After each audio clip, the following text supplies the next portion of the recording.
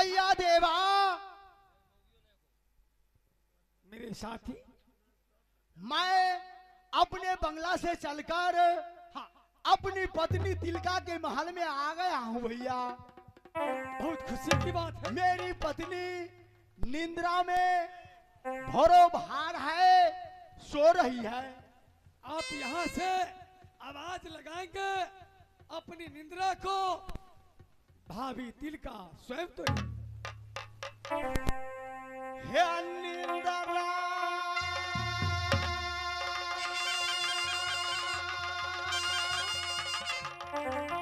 खोलो रानिया भवना की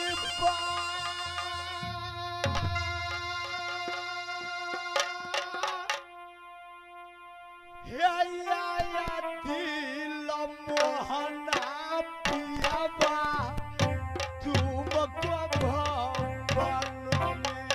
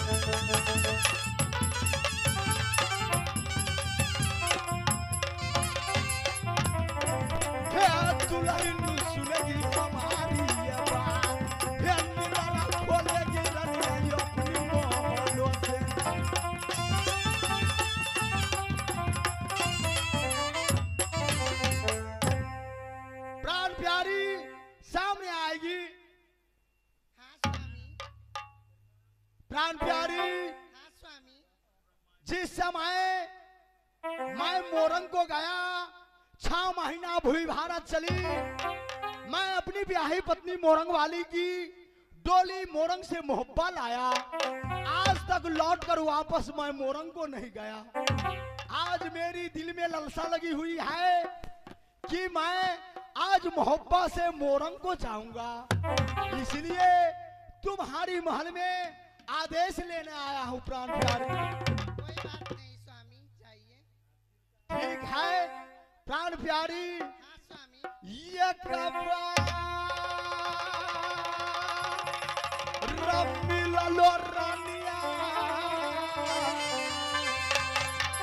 जो दूल्हा से आया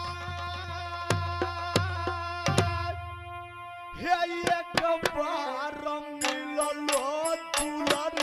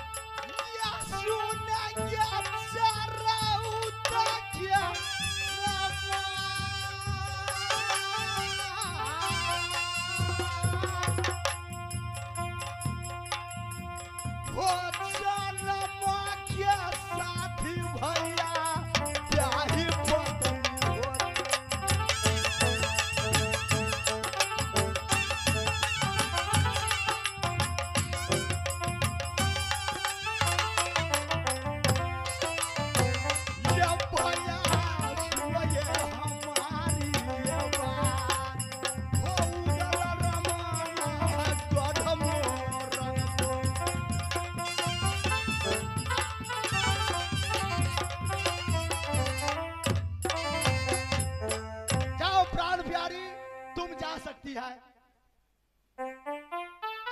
भैया देवा सिना के दोस्त, इस समय मेरे बड़े भैया अमरपति आल्हा ने सही बात। नगर मोहब्बा का राजभार मेरे सर के ऊपर सौंप दिया। क्यों नहीं? कहने लगा कि उदाल जब से डोली नैना से मोहब्बा आया, मैं एक बार लौट कर वापस नैना को नहीं गया। भैया सही बात कहें। भैया अमरपति आल्हा नैना को यात्रा कर दिया है। मैं यह मोहब्बा का कारभार आपके ऊपर सौंप कर मोहब्बा से मोरंग को जाऊंगा। सो आज मेरी पत्नी सगुना है, उनसे भी बिना मिला मैं मोरंग को नहीं जा सकता हूं।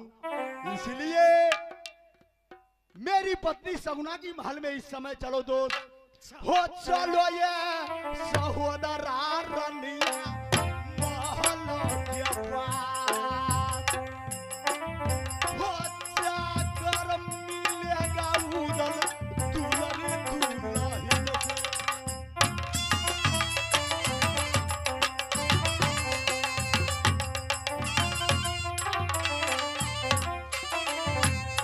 या भैया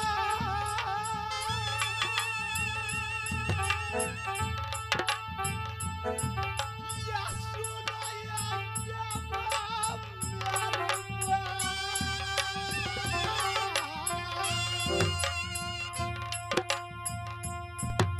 हो संगे संगे याद आजा मैया मेरी दुर्गा।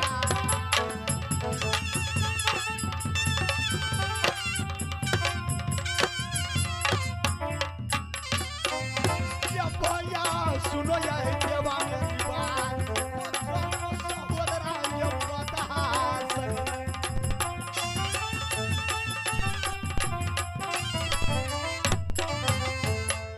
तो दोस्तों, मैं इस समय अपने दोस्त देवा के साथ अपनी पत्नी सगुना की महल में जा रहा हूं।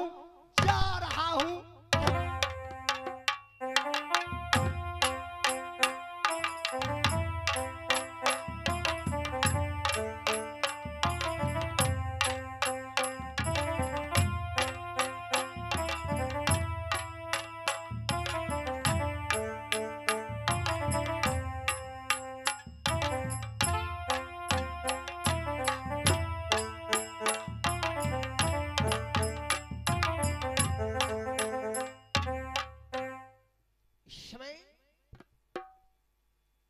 आज मैंने सोचती हूँ किला मोहब्बा केंद्र में भाइया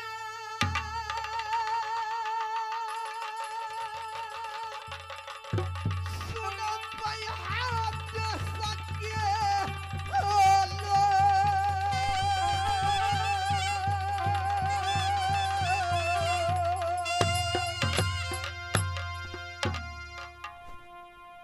सुनो जय परम्परा ताई भाइया किला होना अयना।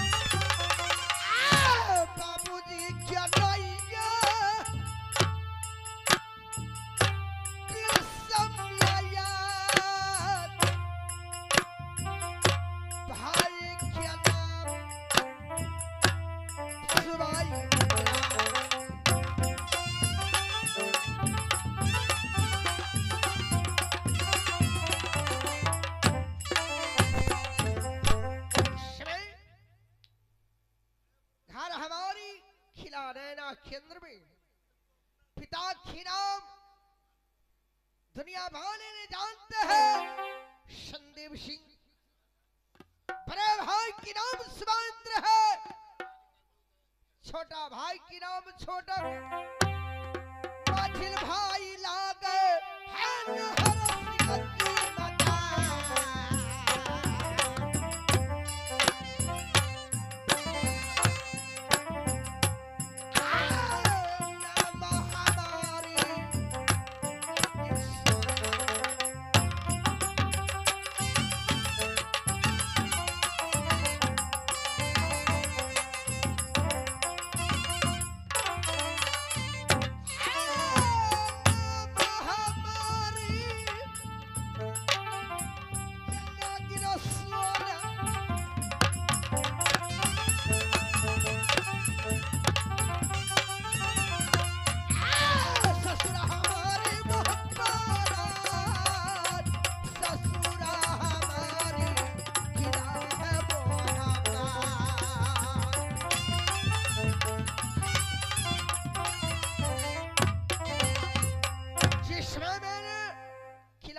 से प्रवेश किया, खिला मोहब्बा 12 बरस बीत गए, खिला नैना से आते हुए मोहब्बा। आज खिला मोहब्बा केंद्र में दो भाई की भैयारी, मेरे दिवर खिनाम दुनिया वाले कहते हैं बात था उदल, डाकू उदल, लुटेरा उदल, लेकिन यार नहीं, यह सोना की दिल में जिसमें प्रीत लगी थी शिव मंदिर में, यह सोना सुहागा नहीं, लगी प्रीत शिव मंदिर में। पाठ सदा परती का सोना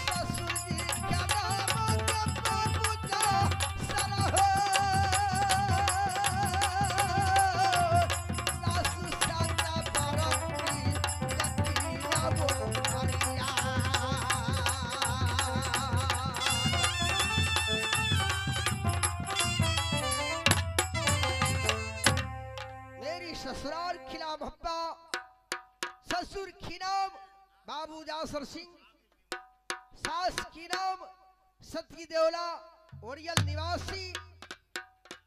आज मैंने मेरे पास बेटा इंदल ने कहा कि मां आज मैंने ससुराल को जाऊंगा। मैंने कहे बेटा तुमने यहां रेखा को तुमने रूप देखा, गुजरात वाली को नहीं।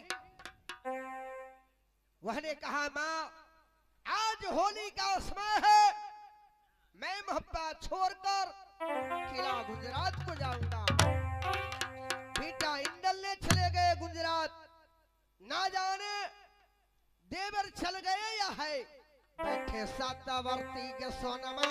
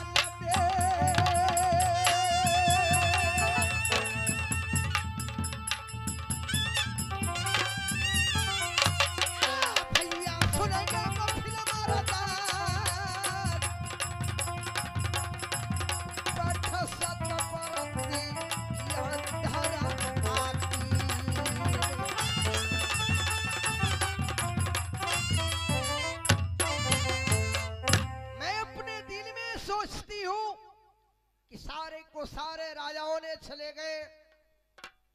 आज तिल का है, शगुना फुलवा है।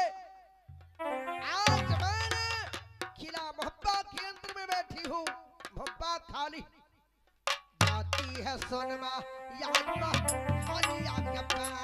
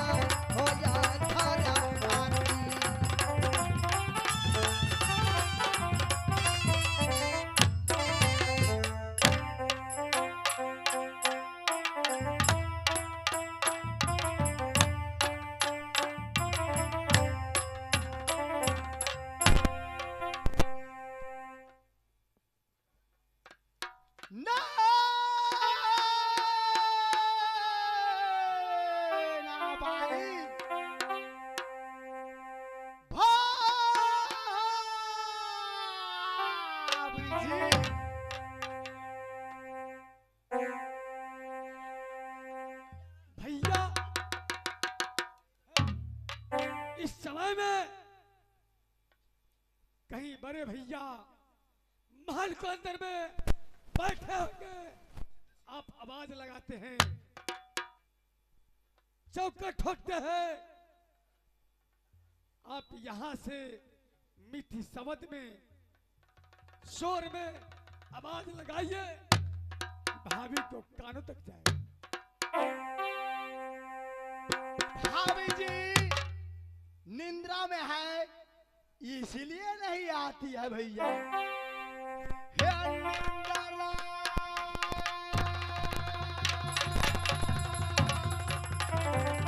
भैया चतुरो लक्ष्मी निंद्रा आपी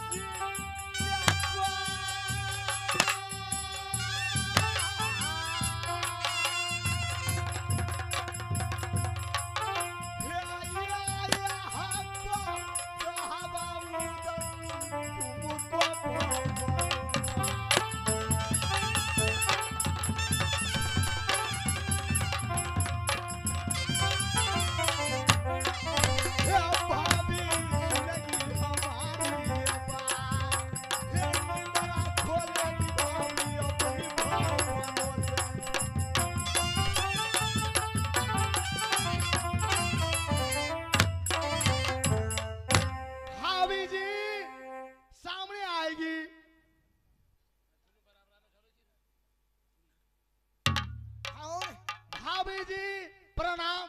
शुभ कल्याण। देवर जी भाभी जी आपकी अचानक आने की कारण क्या है? भाभी जी हाँ आज मेरी दिल में तमन्ना लगी हुई है। अच्छा कि मैं जिस दिन से डोली सजाकर मोरंग से मोहब्बा लाया, अच्छा लौट कर वापस अपने ससुराल को लौटा। भाभी जी हाँ आपको आदेश लेने के लिए आपकी भवन तक आया हूँ। अच्छी बात। भाभी जी, हाँ आपकी आदेश मिल जाएंगे उदल को। उदल मोहब्बा से यात्रा मोरंग को कर देंगे भाभी जी। आप आए हैं सही, लेकिन देवर पंडित है कहाँ? सामने खड़ा है भाभी जी। जरा सामने खड़ी है, मैं उनसे बात करूंगी। भाभी सुना। हाँ देवर जी। देवरा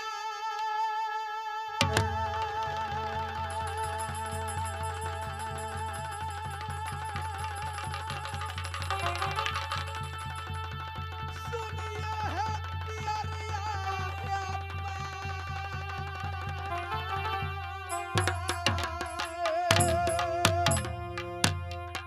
देवर जी। सुनाएंगे भाभी। हे कहती आई कुसालिया या देवरा सही बात।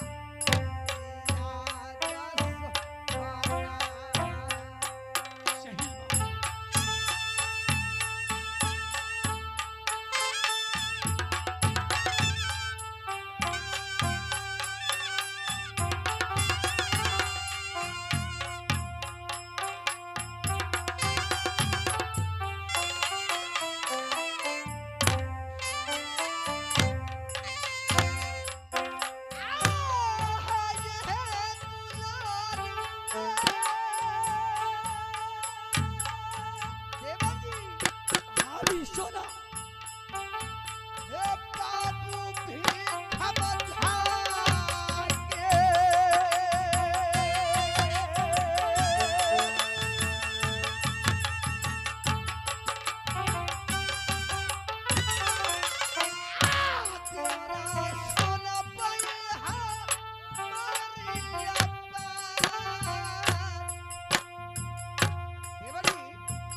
मेरा सवाल आप सुन रहे हैं? मारिया कहानी सवाल सिर्फ सवाल है।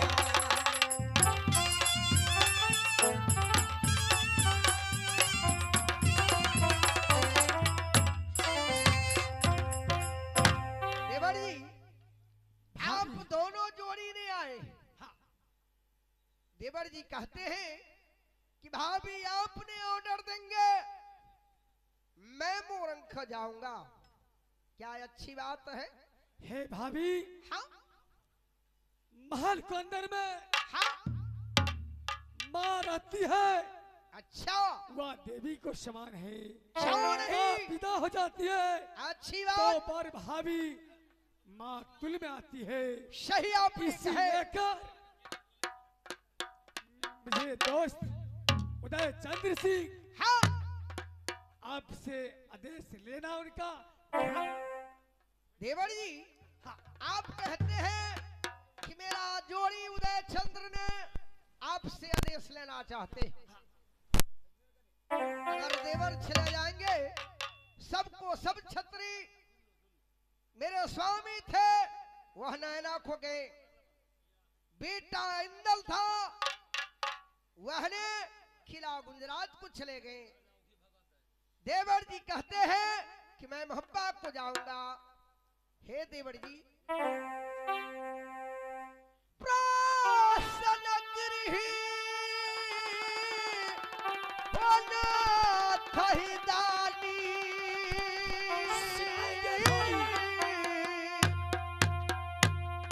तन में सुखे फल जा फल हो, तनय बसुबन सुबन होता। देवर जी, भाभी सुना। सबको सब चला जाएंगे। जैसे सुखल पेड़ होती है, वैसे मोहब्बा रह जाएंगे। भाभी सबको सुना। सब छतरी चल जाएंगे, सूखा पेड़ जैसा रहेंगे मोहब्बा। लेकिन कोई छतरी है, कोई अगर ताना मारे, दागा देगा, सीआईडी लगाएगा, क्या कोई पापी तेरा करते हो चढ़ा।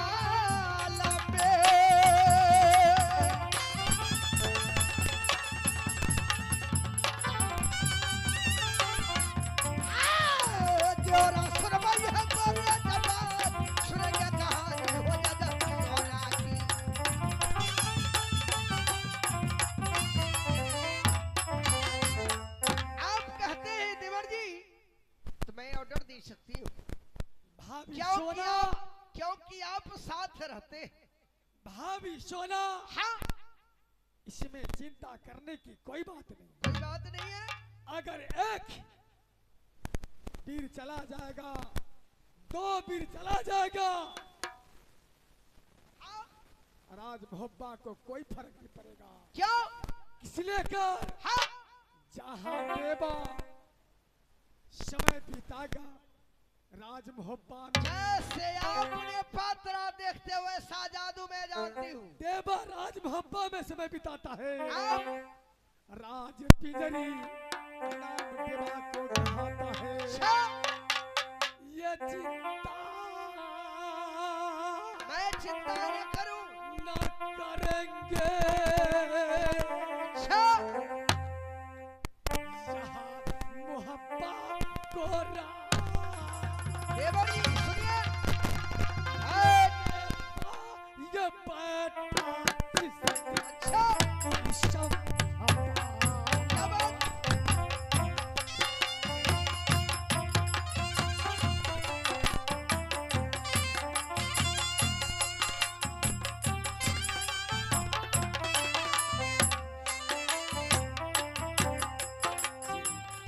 मैं सुन रही हूँ देवर जी, सारी कहानी सुन रही हूँ। अच्छा,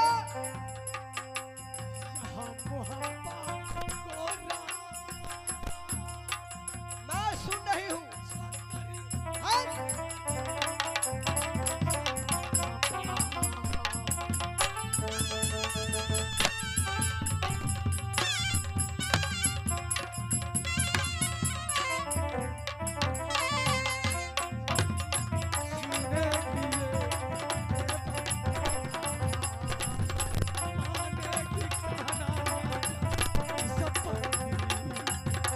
मैं सारी बात सुन रही हूँ।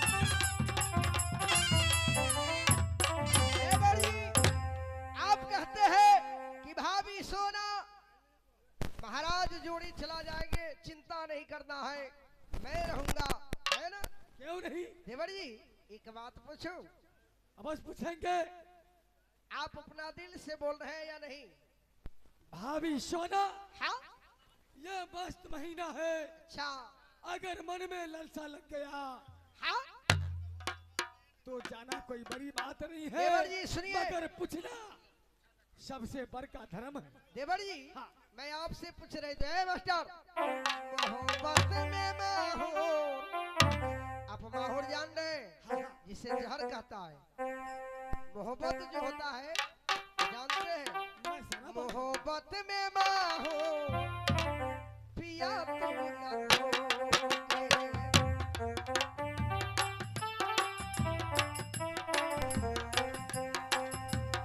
मोहब्बत में माहौर पिया तुम न दोगे। मोहब्बत में माहौर पिया तुम न दोगे। मगर दोस्त बन के दागा तुम न दोगे।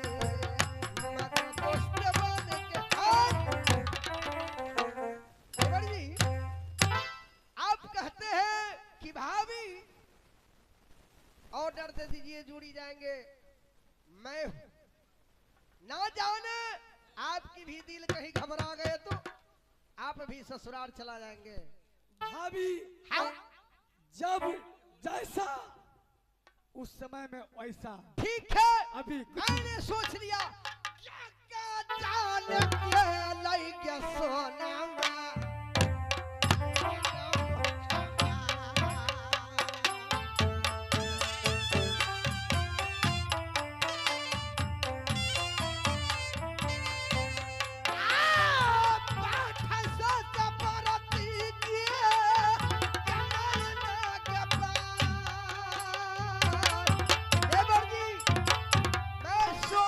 सोना सुहागा नहीं, जब साथ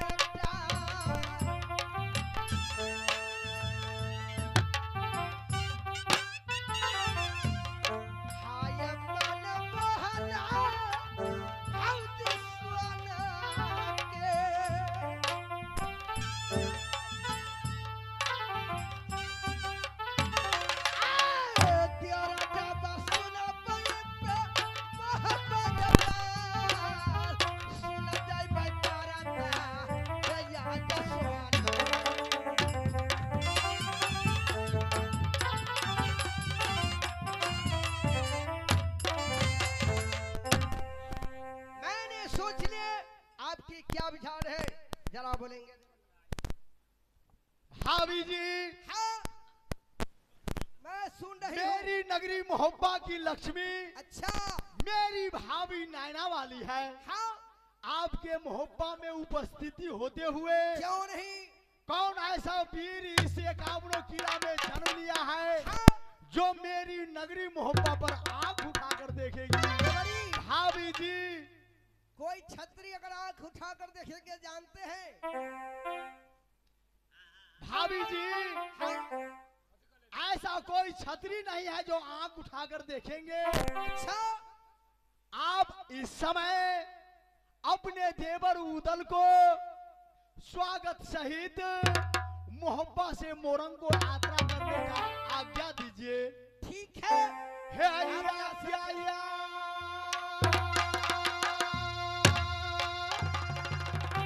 सत्य तो भाभी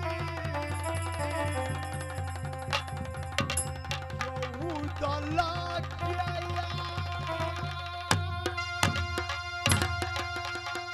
मैं मान नहीं हूँ। भाभी जी हाँ हाँ हे जायका बताओ बाबूदल अच्छा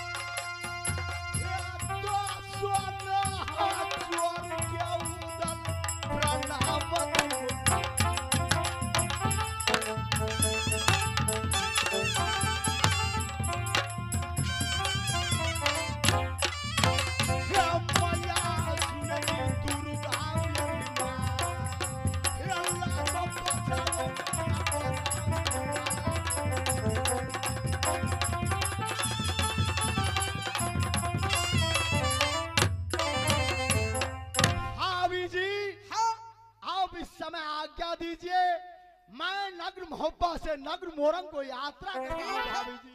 ठीक है देवर जी आप मोरंग को जा सकते हैं। भाभी जी ये प्रणाम। खुश रहेंगे तेरे मरे लाख बरस जैसे निर्भय है गंगा की ऐसे मरमरे तुहार। देवर जी ये बताइए सबको सब से मिले। हाँ भाभी जी फुलवा से मिली मैं अपनी ब्याही पत्नी मोरंग वाली से भी मिली, साथ तिलका साथ से साथ तिलका से भी मिल ली, शगुना से सगुना से भी मिल लिया हूँ। अच्छी बात है देवर जी भाभी जी जल्द जाना है और जल्द आना है। भाभी जी हाँ मैं आपसे 7 रोज का मोहलत बनाकर जा रहा सही हूँ। बात है। 8वां ये रोज में बता मोरंग से मोहबा आएगा। हे धीरज के बांधो लक्ष्मीनिया हो बाबूया। हे धीरज बांधी रहना भाभी नगरौ मोहबा।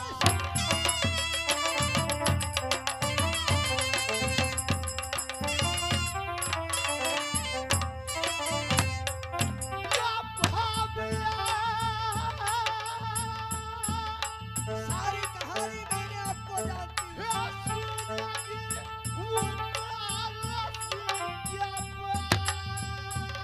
क्या नहीं देवर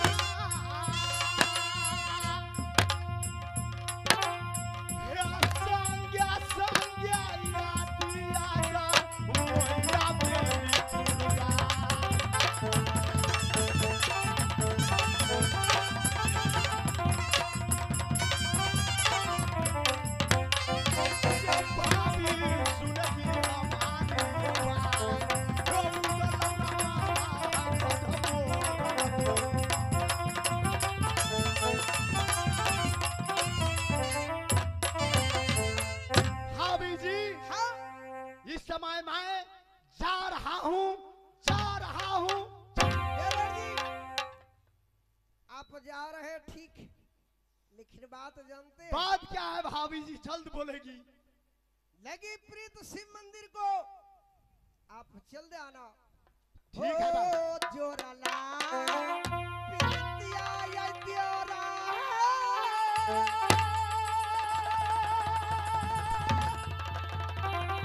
हसीबा माला तेरा में हाथ देवर जी,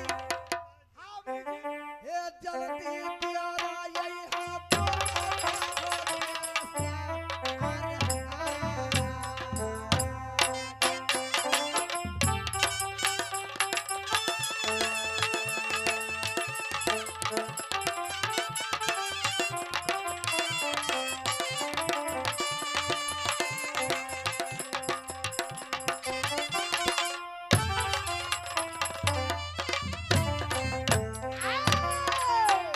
देखियो सुरतिया हो तेरा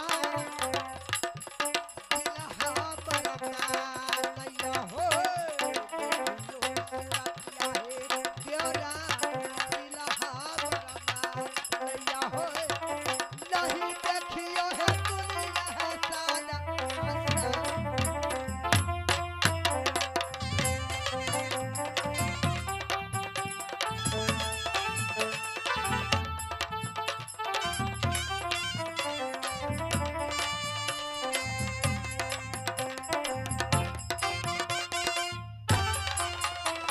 ठीक है देवर जी, आप जा सकते हैं। ठीक है भाभी जी, मैं अपने ओर से अपनी भाभी लक्ष्मीनिया नैना वाली को लाख लाख धन्यवाद और कोटि कोटि प्रणाम कर रहा हूँ। ठीक है, जा सकते हैं।